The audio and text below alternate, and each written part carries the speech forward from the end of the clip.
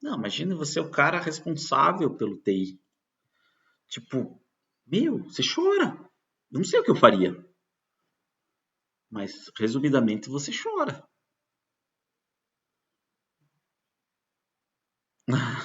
Quer chorar, professor? É, a ideia é essa, tipo, quero chorar. Porque, tipo, o sistema, meu, é muito doido. Pessoal, vamos trocar uma ideia aqui. É o seguinte, eu eu tenho aí uma bagagem aí de desenvolvimento de software, eu sempre conto com vocês sabem da minha experiência e tal. Trabalho na IBM, já tive a oportunidade de desenvolver bastante sistemas aí. E, enfim, gosto muito dessa área, tá? E hoje eu gostaria que vocês pensassem aí, né, do que vocês conhecem sistema de informação, para a gente dar uma olhada na evolução desses caras, né? Como é que as coisas eram e como é que as coisas estão, tá? Falar de como é que as coisas eram e como é que as coisas estão com relação ao sistema, deixa eu fazer um paralelo. Eu estava lendo uma reportagem ontem que eles vão relançar o Atari no mesmo dia que vai sair o PS5. Olha a audácia dos caras. E eles estão fazendo uma versão bem diferenciada do Atari. Lógico que tem os jogos lá das antigas, assim. Não sei se a galera vai querer continuar jogando aquilo, porque é muito tosco, de certa forma, mas eles estão relançando com um viés bem legal. Não sei se vocês conhecem o Atari ou não. Acho que não é da época de vocês, né?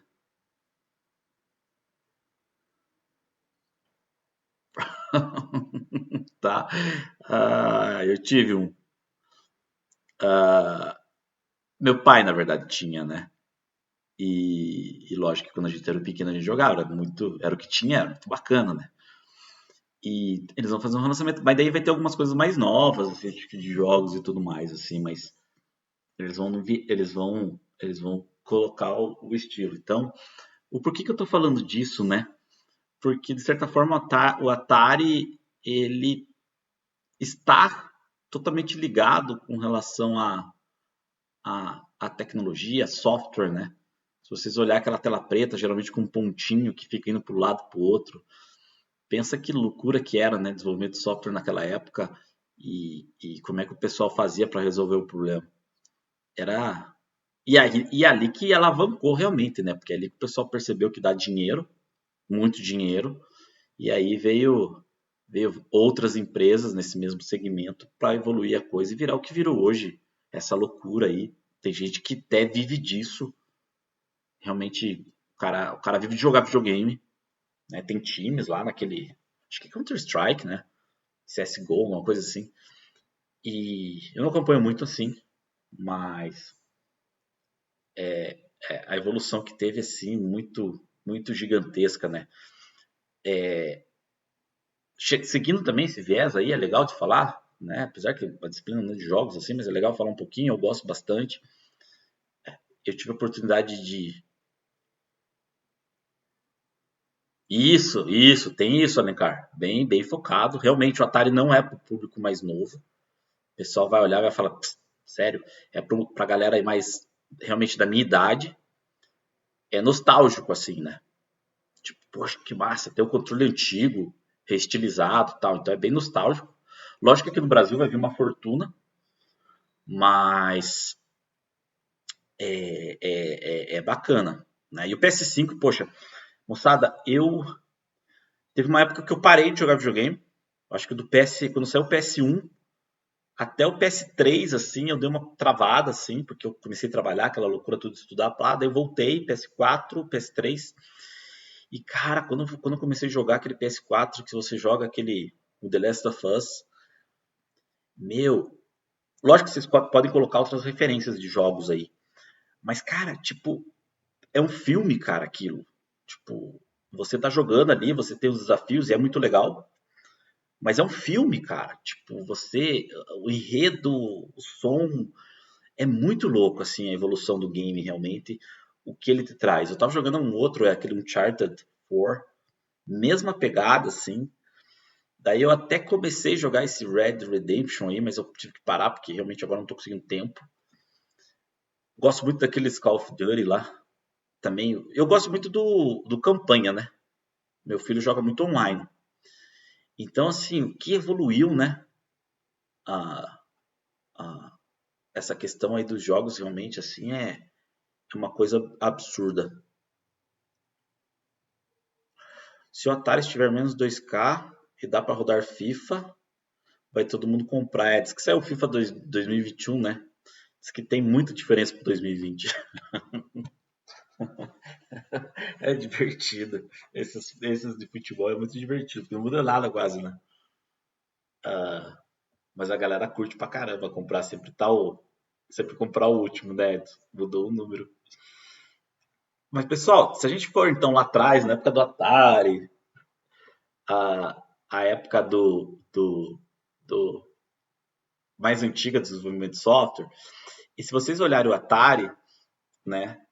Qual que é a ideia, né? É um terminal, né? Onde você colocava lá, colocava uma fita, né, na época.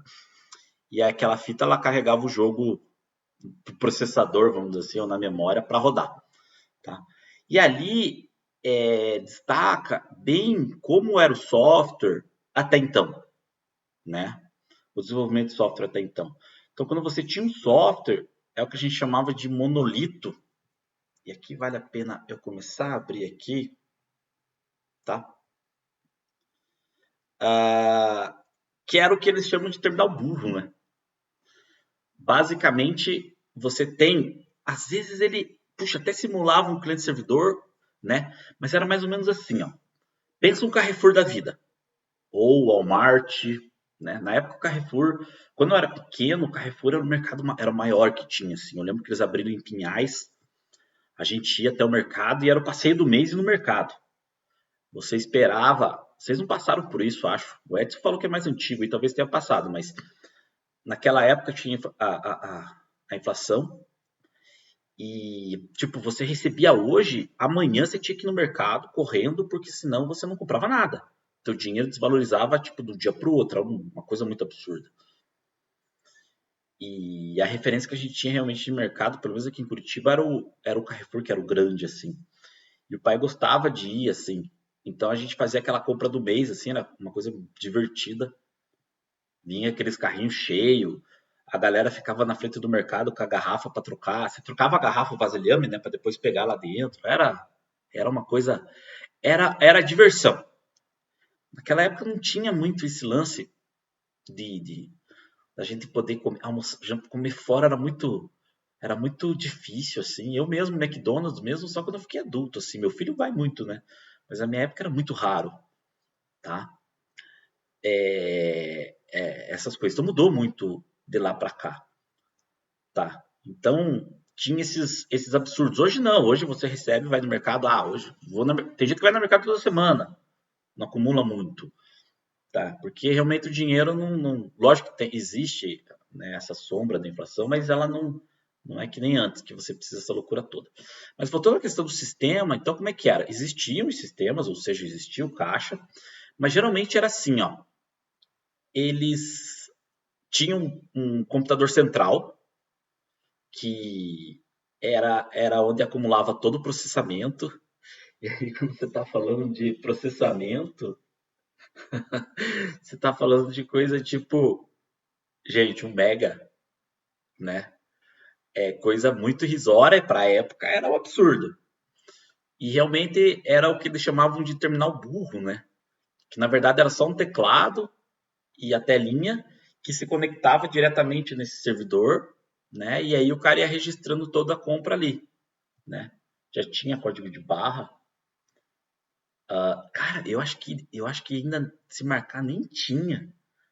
Eu acho que tinha muito esse lance de remarcação de preço e a mulher tinha que ficar digitando lá 20 mais 20 mais. Então errava pra caramba, assim.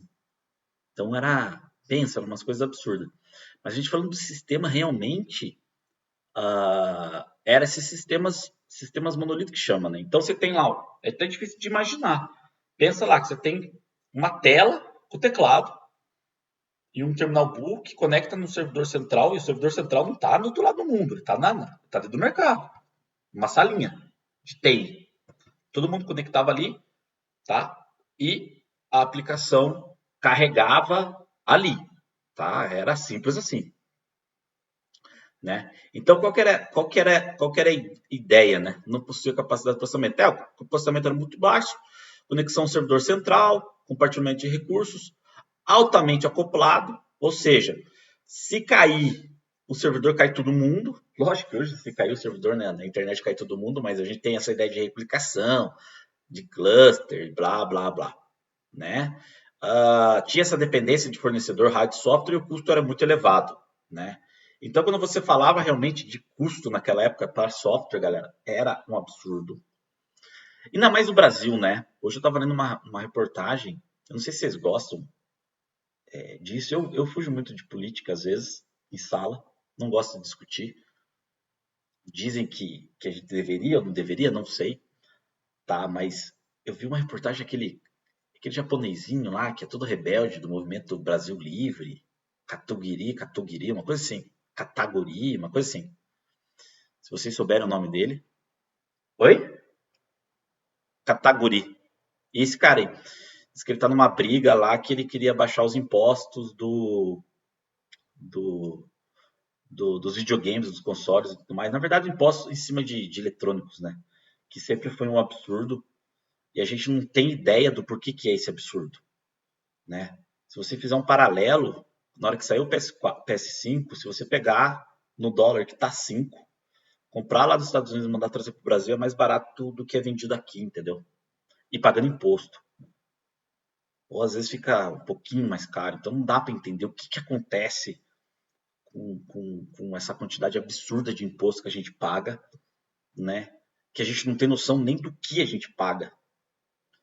Então, eu acho que indo um pouco para esse viés aí, eu estou falando da questão do porquê que o custo do software aqui no Brasil e do hardware é tão caro, né?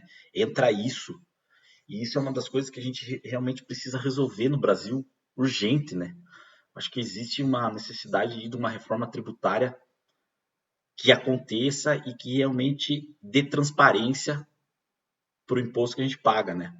Quem teve a oportunidade de viajar para os Estados Unidos aí ou para a Europa, eles falam até de um tax refund, que eles falam refund, uma coisa assim, que eles retornam o imposto que você paga lá. Basicamente, quando você, nos Estados Unidos é curioso, porque quando você chega lá, tipo, eu lembro, o PS4 tá $399. Mas só que se você for no caixa com os $399, você não compra, né? Porque na hora que você vai no caixa, você vai pagar o imposto da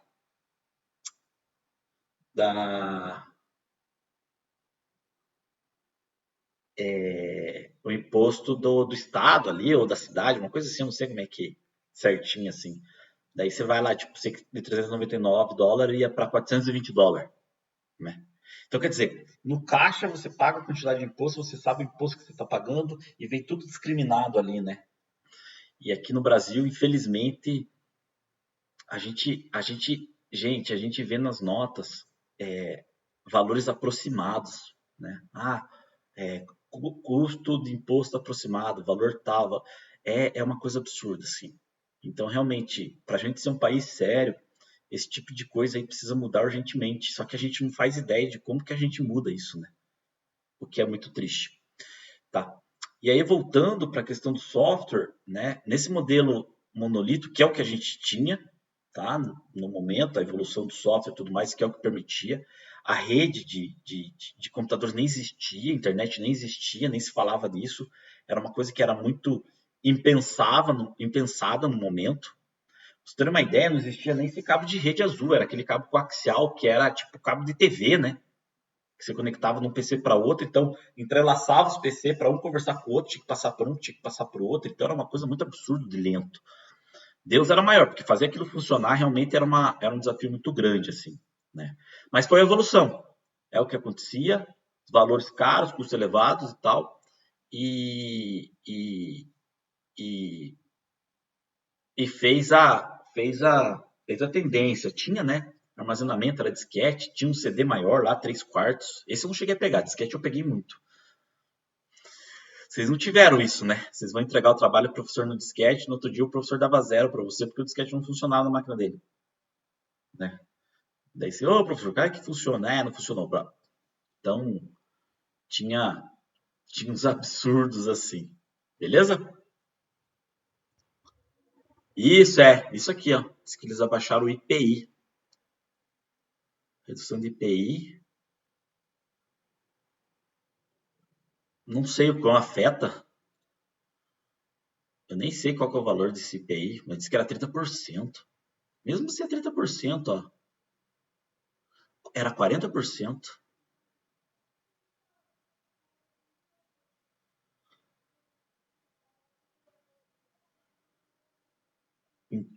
40%, pesado. Vocês têm noção que a gente paga 40% de imposto em um console só nisso aqui?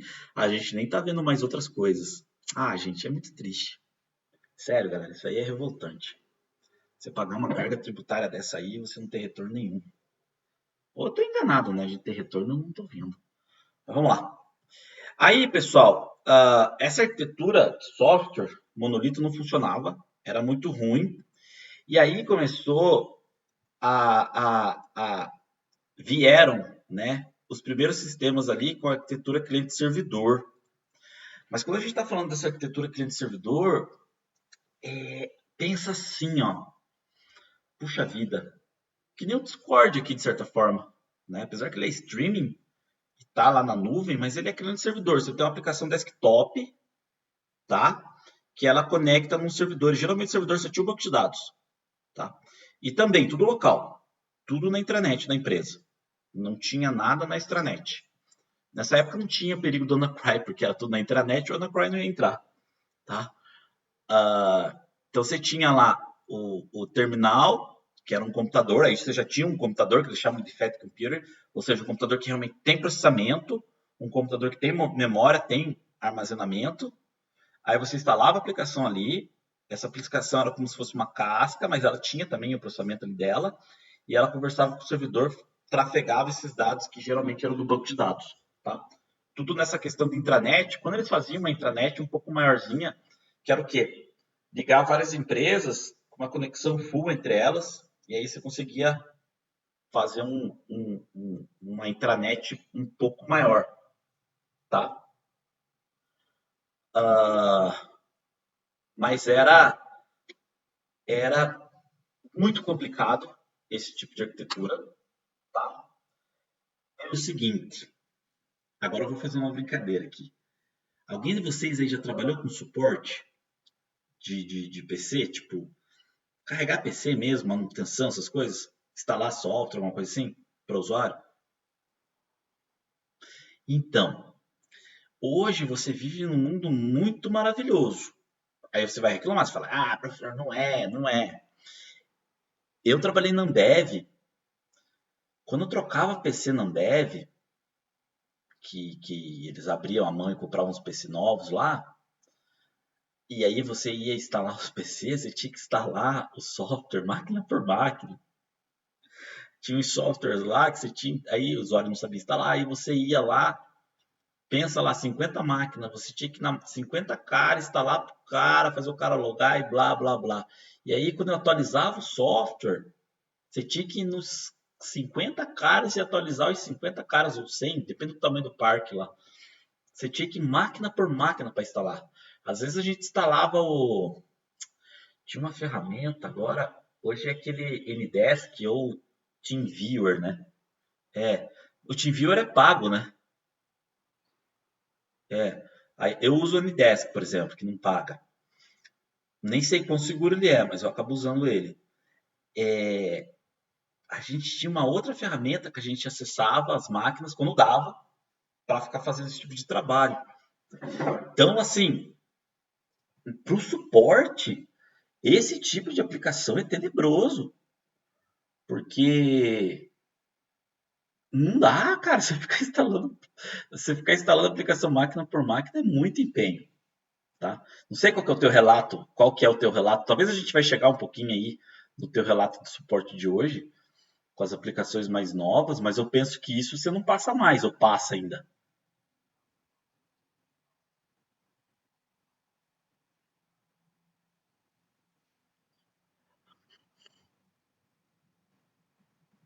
Ah, o bicho é safo. O que a gente fazia era o Ghost, né? A gente instalava uma máquina padrão, quando dava, umas máquinas eram iguais, aí você copiava num HD e ficava jogando de um HD para o outro, sabe? A gente fazia às vezes isso. Agora esse scriptzinho eu sei que dava para fazer, mas eu não cheguei a usar. Mas é,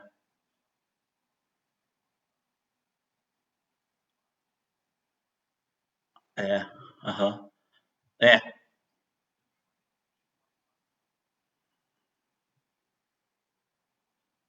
aham.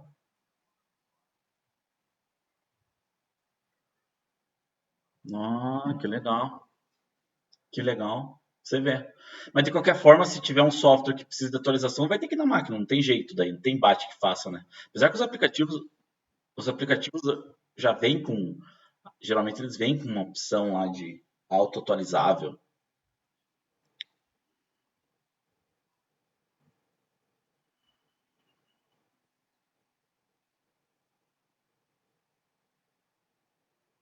É. É, porque aqui na IBM, por exemplo, tem vários aplicativos aqui que eu uso que fica uma ferramenta easy, não sei das quantas, e blá blá blá, que fica enchendo o saco, tem que atualizar, tem que isso, tem que aquilo. Porque realmente, tem um.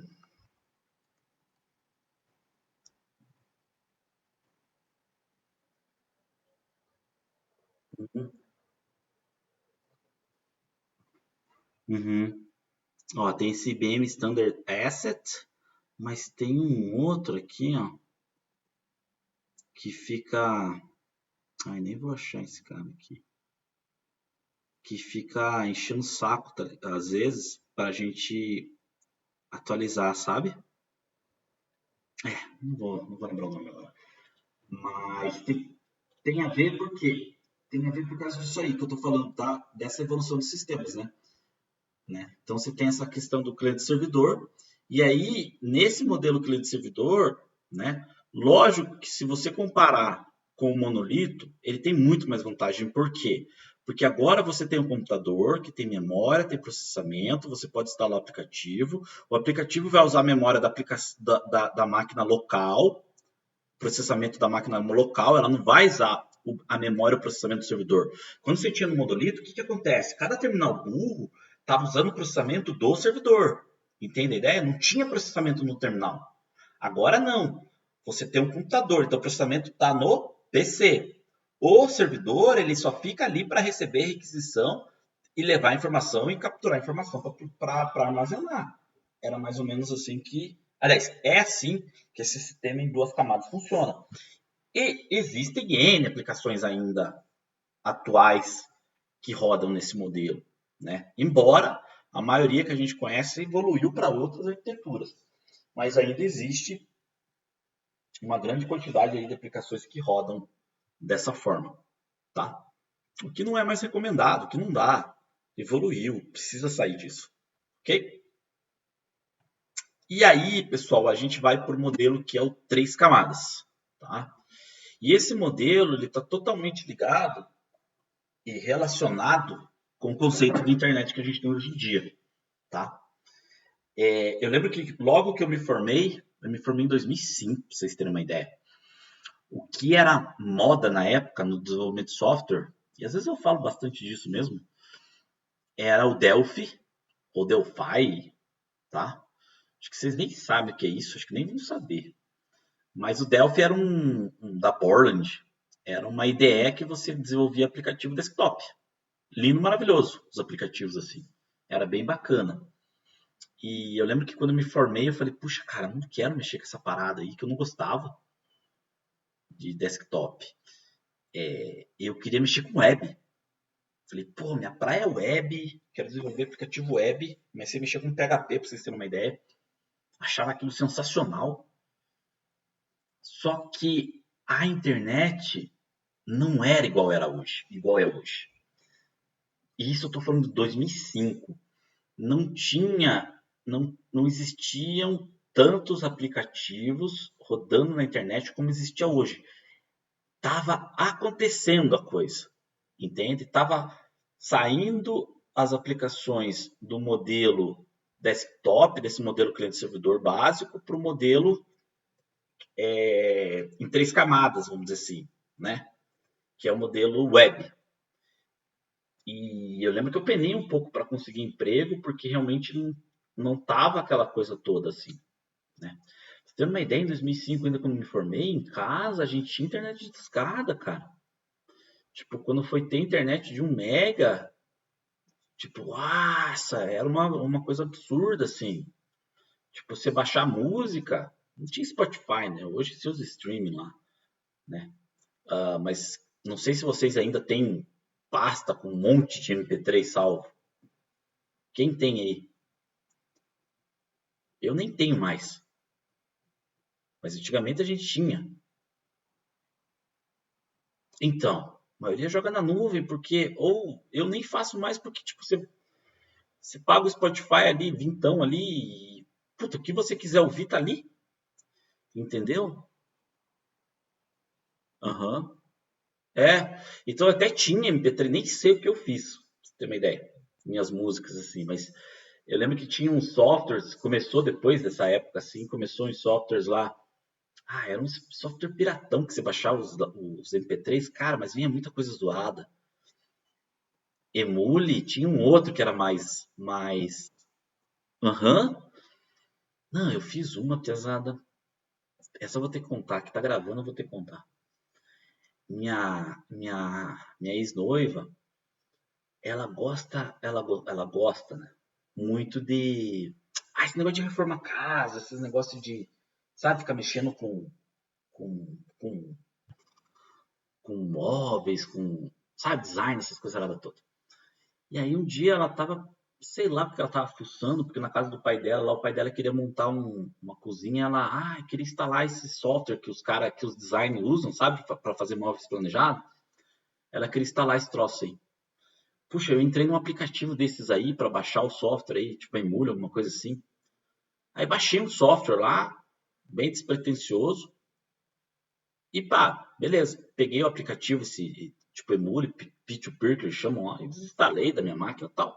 Só que assim, eu não tenho um PC meu, porque eu não vejo necessidade de eu comprar um computador para mim, tendo em vista que tem esse da IBM. Eu vou ficar com 2 computadores?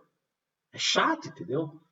E aí eu sou preguiçosão para instalar as coisas e tal, então eu acabo usando esse PC da IBM para todas as coisas que eu faço. Brother, passou uma semana, não mandaram e-mail aqui da IBM que meu computador estava em desacordo com as políticas da IBM, porque eu instalei um software P2Peer. Se eu não desinstalasse o software em uma semana, meu gerente ia receber um e-mail. Aí pensa o seguinte, o gerente já era. O cara já me deu umas mijadas assim, sabe? Ah, pensa chegar um e-mail pro cara. Ô, o Cleverson lá instalou o software tal. O que eu vou falar pro cara? O cara vai falar, por que você instalou isso aí? Eu vou falar, cara, não tem desculpa. Falar, minha noiva tava mexendo no troço, não sei o quê. Ah, cara, eu sei que fiquei louco aqui, cara. Até 2 horas da manhã para tentar desinstalar esse troço, porque ele ficou no registro do PC e não tinha Cristo que tirava o registro. Sei que eu passei um monte de coisa lá, daqui a pouco saiu. Falei, meu Deus do céu. Falei, graças a Deus. Então, assim, eu realmente esqueço às vezes que esse PC não é meu, que realmente é o PC da empresa. Lógico que eu tenho uma liberdade com ele, mas não tenho tanta assim, né? Foi, foi, foi divertido. Mas por que eu tô falando isso? Por causa da evolução realmente, né? Se a gente pegar ali 2005, 2002, sei lá, a internet, aquela internet de escada, que demorava lá 3, 4 horas para baixar um MP3, 2 horas para baixar um MP3. Eu tive um amigo meu, ele baixou o primeiro filme do Homem-Aranha que saiu. Pô, aquele filme foi muito legal. Eu, pelo menos, eu gostava bastante. Ele demorou uma semana, não, 2 semanas ele demorou para baixar aquele filme, 700 mega, com a internet de escada. O cara começa meia-noite até às 6, tem um software lá que vai baixando aos poucos e tal. Então, isso aí fazia com que realmente as aplicações web não virassem essa realidade que virou hoje. E aí, com a evolução da internet, que era uma coisa que ia acontecer, né? E se a gente olhar a realidade de hoje da internet, esse absurdo, a gente está tendo aula online, né? Que a internet é hoje para o que era, então realmente a evolução foi muito forte. E aí deslanchou, né? E aí começou realmente, o mercado começou a exigir essas aplicações web. E a aplicação web tem mais uma série de vantagens quando a gente compara com uma aplicação desktop, né? Acho que a principal é a questão de que, se eu atualizar a aplicação no servidor, atualiza para todo mundo, entende? Baixar no torrent dá 15 minutos. Cara, você acredita que eu fiz isso? Eu baixei esse torrent aí, que deu BO aqui no meu PC da IBM. Foi aquele o torrent, uma coisa assim. Eu sei que um dia eu baixei um filme realmente em 15 minutos. Eu tava querendo ver um filme e tal, falei, pô, vou olhar na internet. Um filme eu acho bem legal aquele filme do Tom Cruise, Viva, Repita e Morra, que ele tipo morre e acorda no mesmo ele acorda no mesmo lugar, daí ele vai fazendo tudo de novo até destruir os extraterrestres, uma coisa assim. É bem louco o filme assim, eu acho legal aquele filme. Sei que eu baixei aquele filme em 15 minutos. Mas não foi dessa vez que deu esse BO aqui, foi mais recente. Então, assim, a internet revolucionou a forma como a gente compõe software. E como eu estava falando dessas aplicações aí em 3 camadas, a grande vantagem é, né, o fato de que você está rodando no servidor e todo mundo consegue acessar aquela aplicação via browser e todo mundo consegue ter aquela aplicação atualizada em tempo real. Isso fez com que todo mundo olhasse para a aplicação web com bons olhos. Só que a aplicação web naquela época, gente, era muito nojento, né? Era muito nojento por causa do seguinte. Eu não sei se vocês já viram History of Internet. Deixa eu ver se eu consigo achar.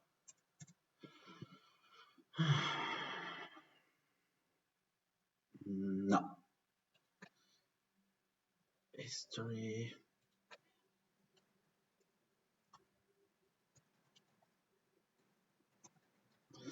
Tem um site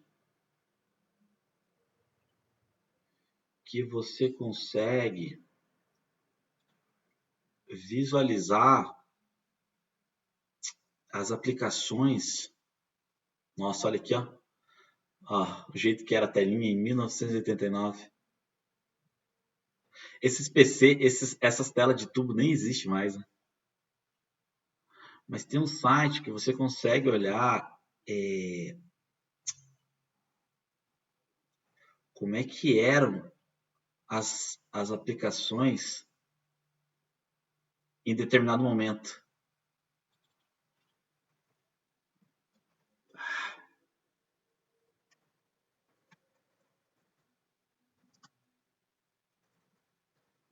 Deixa eu ver se eu acho. Ai, não vou achar. Meu inglês não tá bom hoje. Mas dá para você ver, por exemplo, o site do Terra.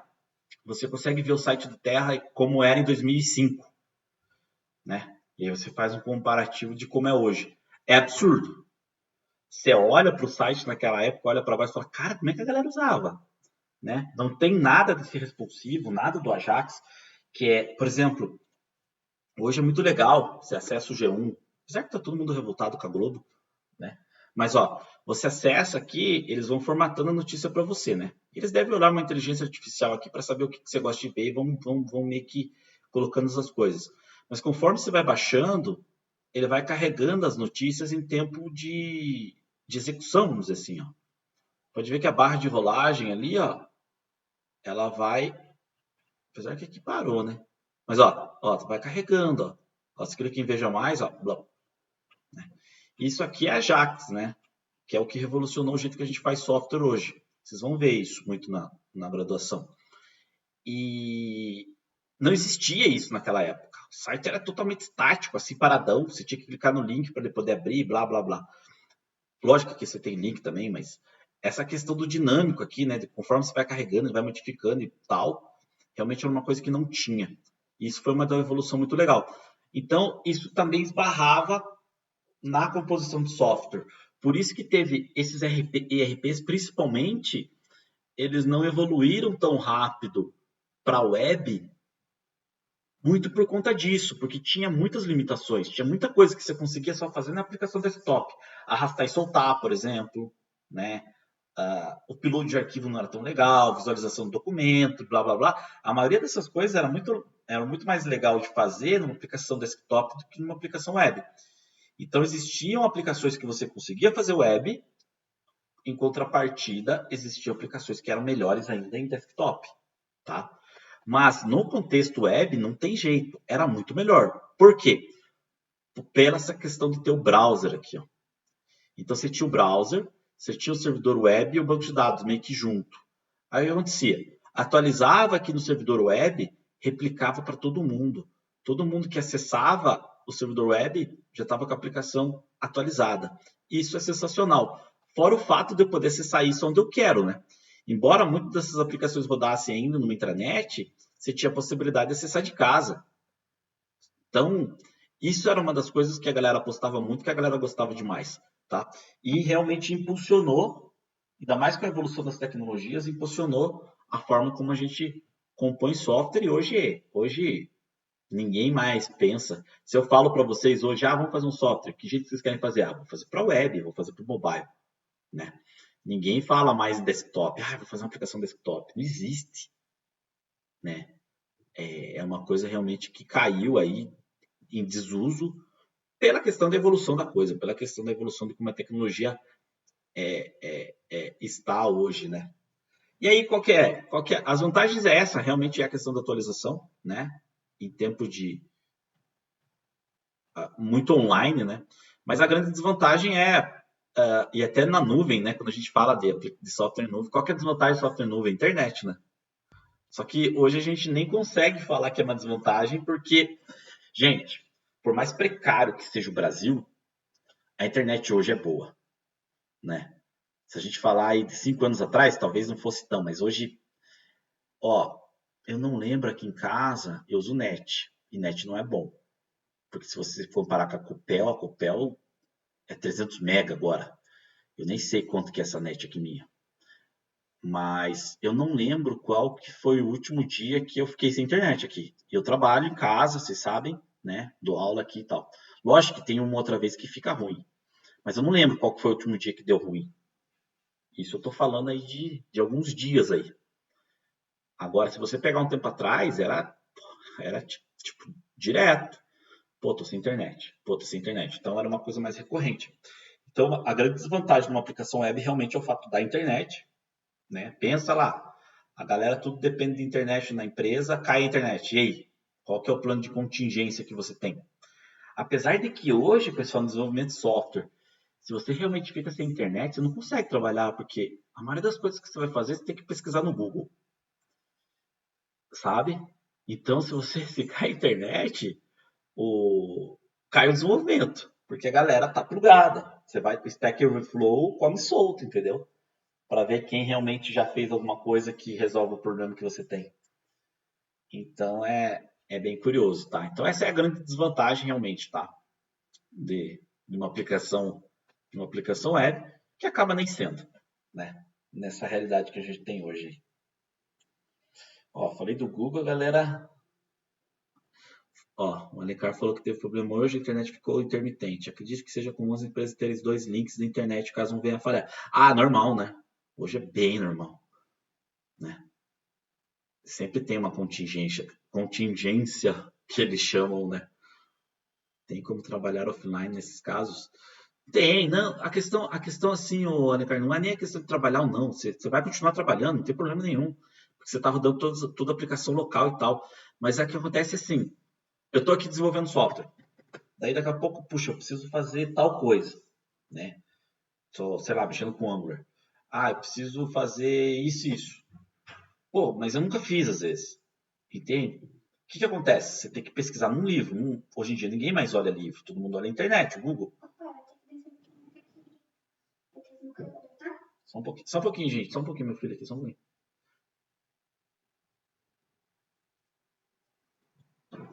Põe tu tens que eu tenho que ir junto, porque senão você não consegue. Aí o que acontece? Se você não tem internet, você não consegue pesquisar, você trava. Entende? Porque, não é porque você não sabe, É porque realmente a tua consulta é o Google, né? Vou dar um exemplo, né?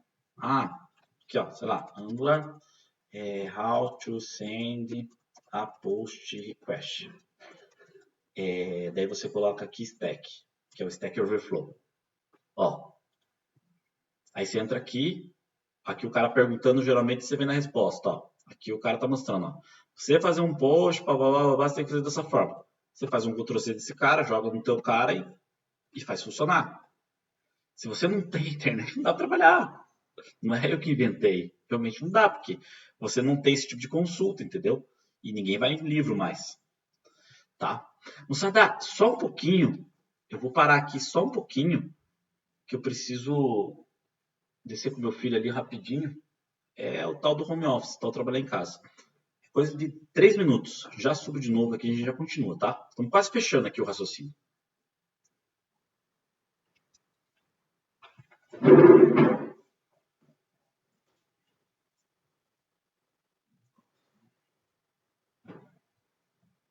Se você for lá, você não consegue subir. Porque você não consegue no portão. Tem aqui.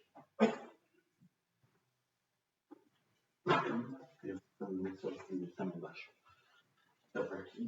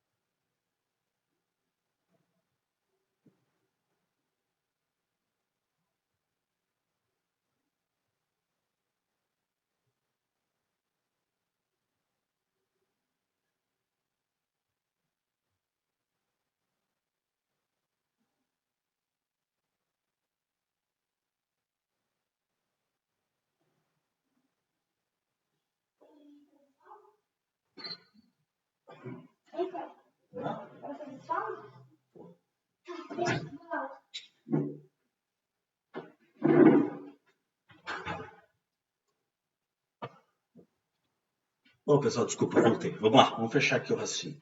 Tá? Então, a gente está falando da internet. Depois eu vou subir esses slides aqui para vocês, tá? E aí, moçada, a coisa não tinha como parar. E não para, tá? A evolução continua. É impressionante, tá? Como uma coisa caminha, tá? Então, o que acontece? A web virou essa realidade, todo mundo começou a desenvolver aplicativo para a web.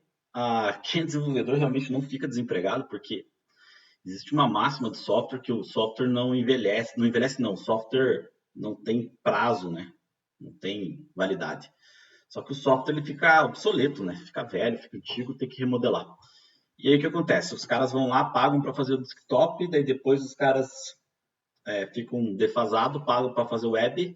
Aí depois que eles fazem o web, eles pagam para fazer o mobile, depois pagam para deixar o mobile mais bonito e por aí vai, e a gente sempre tem trampo.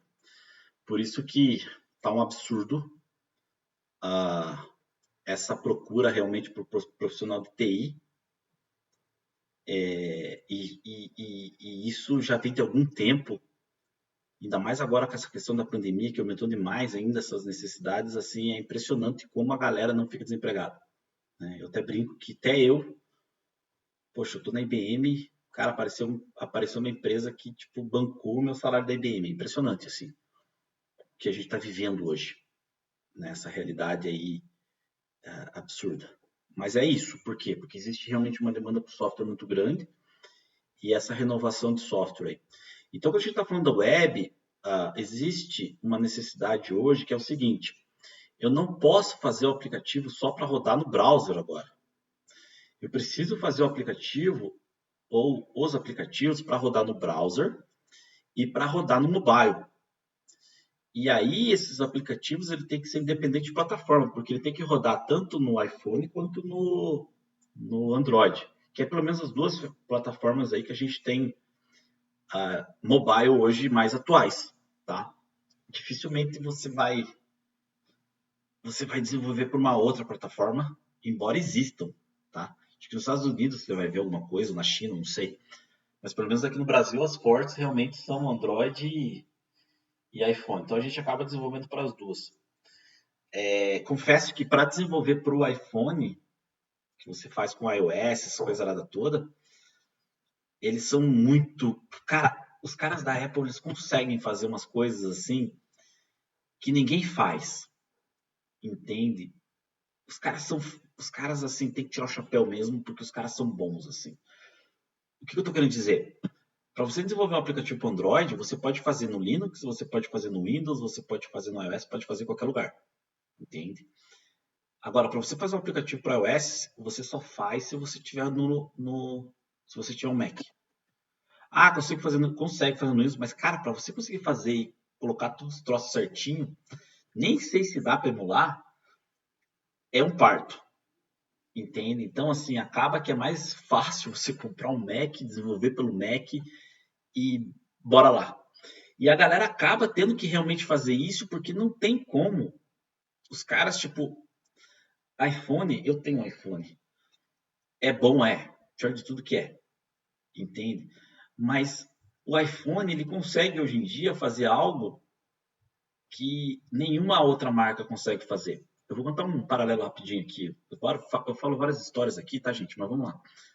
É aquela história, é igual a história do relógio. Diz que antigamente o relógio que existia era só esses relógios analógicos, né? E aí a galera comprava muito desses relógios aí. E aí diz que os China foram lá e fizeram os relógios. E detalhe, os relógios analógicos eram os que tinham a maior precisão na época, que eram os suíços lá, aquela coisa toda. E aí diz que os chineses fizeram os relógios de quartzo, que tinha precisão, era igual aos relógios lá, esses analógicos, né? E aí quebrou os suíços, né? Por quê? Porque para que eu vou comprar um relógio analógico se eu posso comprar um relógio digital e a qualidade é melhor, né? E é mais barato, né? Pensa eu.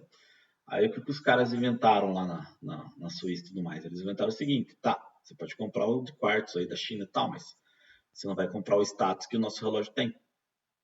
Para ter status, você tem que comprar o nosso relógio. E aí a galera, você sabe como é que é. O Faustão comprou um relógio lá de sei lá quantos milhões, né? O que que é? É status. Nada mais do que isso. Porque o relógio faz a mesma coisa que outro relógio da China faz. Mas não tem o mesmo status, né? Que nem carro, que nem isso, que nem aquilo. E os caras da Apple, eles conseguem fazer essas duas coisas. Eles conseguem realmente unir a qualidade, que o que eles fazem não é ruim, é bom, funciona, entende? Se você comparar com o Android, realmente fica equivalente. E eles conseguem vender o status, né? Quando eles lançaram esse iPhone novo aí, tipo, todo mundo ficou tirando sarro, né? Porque era aquelas 3 câmerazinhas e parecia um fogão, né?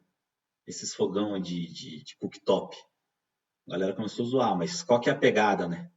Se você tá andando na rua, o cara tira um iPhone, você olha, tem os 3 fogão ali, tem um fogãozinho, você fala, pô, o cara tem um iPhone 11 Pro e blá, blá, blá, agora vai vir o 12. Então, assim, é tosco falar isso, mas é a realidade, né?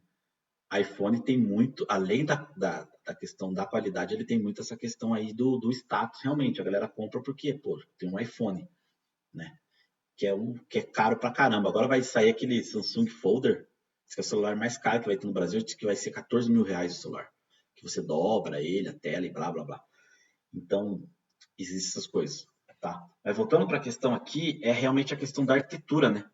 Porque hoje a arquitetura de software, ela tem que ter o quê, então? Ela tem que garantir que você consiga desenvolver para o browser e, ao mesmo tempo, você consiga desenvolver para o mobile, basicamente. Tá? E aí a gente chama esse conceito de entire ou a gente chama de full stack, que é o que o pessoal fala muito hoje. Né? O que é o full stack? Você tem o back-end totalmente desacoplado do teu front-end. Né? E teu front-end ele pode rodar para pode ser um browser, pode rodar para browser, pode ser para o mobile ou whatever. Né? Diz que tem aplicativo até para a geladeira agora. Diz que a geladeira você instala lá, tal, ela fica escaneando lá dentro, vendo tuas necessidades e blá blá blá. Diz que é bem curioso assim. Então, faça um correlato disso, gente, um aplicativo, por exemplo, de banco. Pega o Itaú. Você acessa a web, né? E você acessa o mobile. Ou seja, a mesma informação que está na web está no mobile. Então, eles fazem um back-end que consegue prover e absorver informação desse aplicativo web quanto a esse aplicativo mobile. E aí, esse nome a gente dá, esse conceito, né? A gente dá de full stack. E o full stack, galerinha, ele só é permitido através do web service, que nada mais é do que um serviço web, tá? E aí, pessoal, aqui eu não vou entrar em muitos detalhes, porque vocês vão ter o curso inteiro para aprender esses caras. Mas eu quero dar uma visão geral dessas coisas para vocês, e eu sei que uma conversa bem alongada aqui, para que realmente vocês entendam, poxa, ó, sistema de informação, esse contexto está aqui, a gente precisa entender. Mas basicamente o web service é o que provê, o que permite a conversa entre essas aplicações. Porque se você olhar uma aplicação que eu faço para front-end, é uma aplicação completamente diferente da que roda em back-end, mas elas conversam entre si. Então, para que essa conversa seja realmente possível, a gente usa o web service, tá? E dentro desse contexto do web service, o que está em uso é o REST. Já viram falar do REST ou não? Deixa eu ver aí como é que vocês estão. Full stack, eu acho que vocês já viram falar do conceito, né?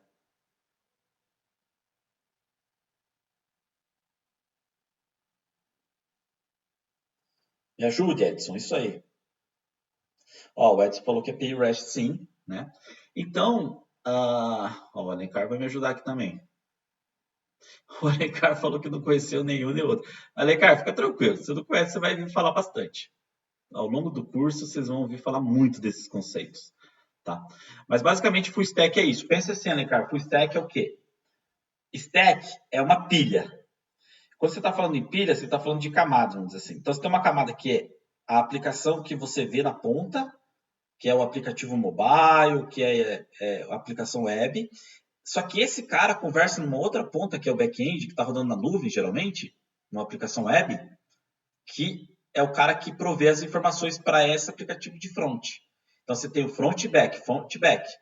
Esse conceito a gente fala que é full stack, que é essa pilha full, cheia, ou seja, front, que é o que você vê, back-end, que é o cara que fica recebendo as requisições, tá? E nesse meio tempo aqui, ó, meio termo, você vai ter o front, aí você vai ter a API REST mais o back-end, tá? No miolo ali, o que faz com que o back-end converse com o front-end vai ter essa API REST, que é o quê? É um web service. É um serviço web, tá? E esse web service, ele vai realmente permitir que essas duas aplicações distintas conversem entre si, tá? Basicamente é isso. É isso que a gente precisa, pelo menos nesse momento, fomentar aqui, entender, tá? E aí, isso revoluciona a forma como a gente faz software. Isso revoluciona a forma como a gente compõe o software, tá? Porque aí me dá um leque muito grande de possibilidades, né? E aí vem os aplicativos que vocês devem ver falar, Angular, React, blá, blá, blá, que é o quê? É fazer esse front-end com JavaScript de uma forma rica, ou seja, utilizando todos os recursos que existem aí, tá? E uma única vez. Enfim, é umas coisas que estão fluindo, que estão surgindo assim, que são sensacionais, sabe? Dá até medo, assim, da onde que a coisa vai. São duas aplicações com as mesmas informações, é isso. Uma aplicação e uma integração de informação em plataformas distintas. Pensa assim, você tem aplicação web que roda no browser e você tem aplicação que roda no mobile. Só que elas consomem a informação do mesmo lugar, que é um back-end, que é um servidor. Então, tanto web quanto a aplicação mobile, elas estão indo lá no servidor e puxando as informações, as suas informações e trazendo para o front-end. Basicamente isso que está acontecendo.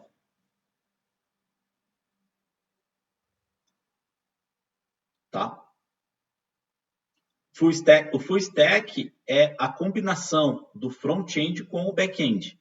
Quando a gente fala que um desenvolvedor é full stack, é que o cara manja fazer tanto o front quanto o back.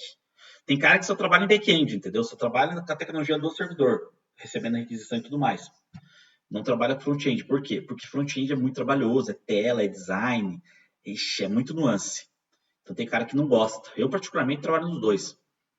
Mas tem cara que não curte. Mas o conceito é esse, full stack pensa no front e back. Então o cara vai fazer o front para mobile Android. O cara faz o front e consegue mexer no back, ele é full stack. Mas full stack Android, mas é full stack. Tá? A contextualização é essa. E aí o REST, pessoal, ele é o quê? Ele é uma API, ele é o middleware que funciona ali para fazer com que o back-end converse com o front-end de uma forma totalmente desacoplada, tá? E aí aqui tem algumas características aqui dele, tá? Basicamente, vou passar para vocês aí o slide. Basicamente, essa é a evolução. E aí, ó, gente, eu fiquei quase uma hora falando aqui. Mas, basicamente, essa é a evolução quando a gente fala de arquitetura de software, arquitetura dos sistemas de informação. Basicamente, a forma como os sistemas de informação funcionam. Tá? Ah, professor, mas ERP é igual? Utiliza a mesma ideia. Ah, CRM é igual? Todos utilizam a mesma ideia. Ou eles são monolito, ou eles são cliente-servidor, ou eles são web, ou eles são full stack, ou nesse conceito... vamos lá, conceito full stack, que é o quê? Back-end desacoplado do front-end. Tá? A maioria dos RPs está migrando para isso. Está migrando para você conseguir acessar via mobile, para você conseguir acessar via web, né, no servidor cloud, alguma coisa nesse sentido. Tá? Que é a realidade que a gente tem hoje. Beleza, galerinha? Vamos lá, 8h22. Vou parar a gravação.